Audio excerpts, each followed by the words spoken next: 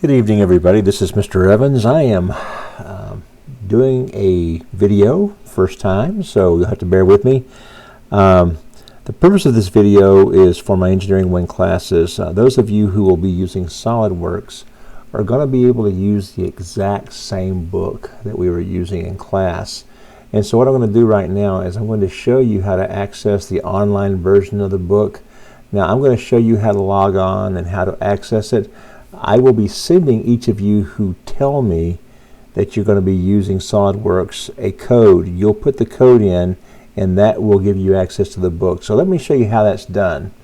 First off, you're going to open up the internet and then you're going to go to redshelf, redshelf.com, and once you get to redshelf, you will see there's a login over here on the right hand side. Just click on the login and you guys, now obviously I have a login already, but you guys are going to go to create an account.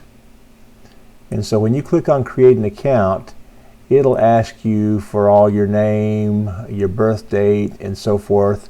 And once you create that account and you have your birthday and you're going to put look for your school and everything, you will create the account. Now after that is done, this is what it's going to look like. Once you get onto your account and you are logged in, I'm going to log into my account right now. You will not have any books here, but you will have a place right here at the top where it says redeem code.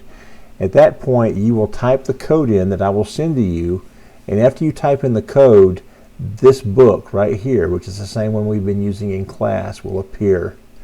And so once that appears down here, all you have to do is click on Start Reading. And once you click on Start Reading, it'll take a second to load. And obviously I'm here in the book because I've been doing some stuff. I'm actually going to be doing some demonstrations for you guys. Since I won't be available to help you in the classroom, I will actually model how to draw everything, and I'll upload a video for you guys. And that way, if you get stuck, you'll be able to refer to the video and see how I did it, and that way you can get the help that you need. But typically, it'll start out just looking like this, and you'll look at the title page.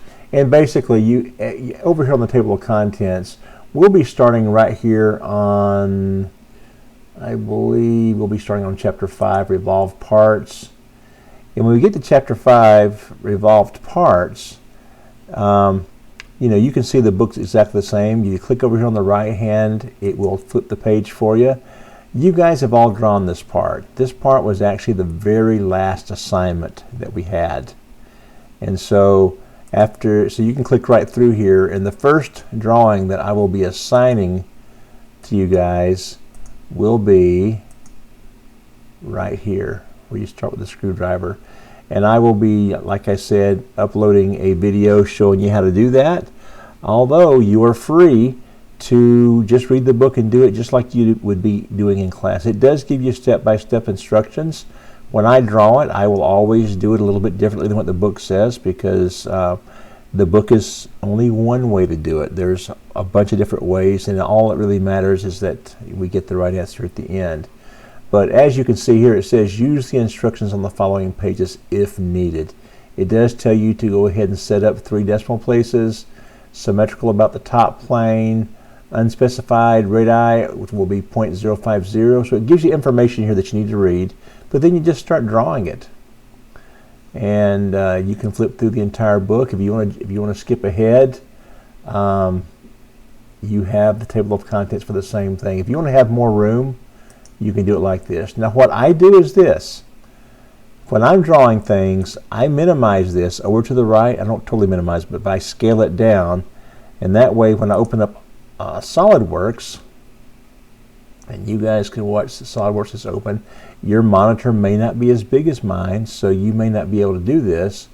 But I basically have it like this, where I have SolidWorks running right here, and I have the book open right here, and that way I can do it. Now I could go ahead and make SolidWorks full screen, and then just down at the bottom of the screen, you know, flip back and forth between SolidWorks and the book, and do it that way as well. But you're going to have access to that. Or if you have a printer with lots of paper, you can feel free to print pages out if you need to. But anyhow, that is how you'll create your account to get to your book. I'm going to end this video, and again, if it turns out good, I'll upload it for you guys, and later on you can expect to have more videos explaining more things.